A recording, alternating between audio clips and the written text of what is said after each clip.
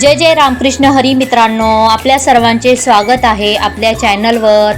आजच्या व्हिडिओमध्ये आपण जाणून घेणार आहोत 2026 मधील आषाढी एकादशीची तिथी, शुभ मुहूर्त, उपवासाचे नियम आणि या दिवशी काय करावे ज्यामुळे भगवान विठ्ठलाची कृपा प्राप्त होते।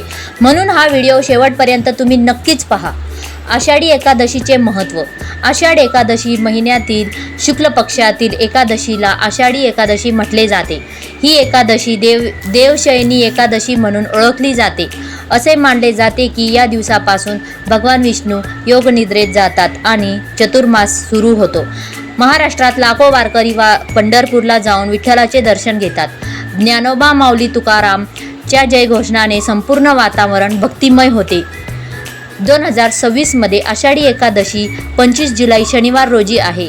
एकादशी तिथी सुरू होईल स्थानिक पंचांगानुसार वेळ तपासा आणि समाप्त होईल पुढील दिवशी।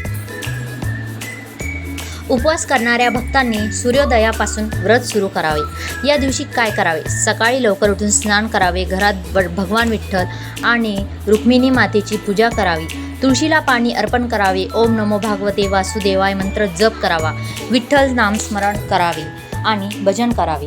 शक्य असल्यास उपवास करावा। या दिवशी कांदा लसूण सेवन टाळावे, राग वाद आणि अपशब्द वापरू नये, मांसाहार आणि मद्यपान पूर्णपणे टाळावे, कोणाचाही अपमान करू नये। पंढरपूर वारी विशेष। आषाढी एकादशी म्हटलं की पंढरपूरची वारी आठवते। संत ज्ञानेश्वर महाराज आणि संत तुकाराम महाराज यांच्या पालख्या लाखो वारकऱ्यांसोबत पंढरपूरला पोहोचतात। विठ्ठल विठ्ठलच्या जयघोषणाने संपूर्ण महाराष्ट्र भक्तिमय होतो। मित्रांनो, तुम्ही आषाढी एकादशीचा उपवास करता का? कमेंटमध्ये जय हरी विठ्ठल नक्कीच लिहा। व्हिडिओ आवडला असेल तर व्हिडिओला लाईक, शेअर आणि चॅनलला सबस्क्राईब करायला विसरू नका।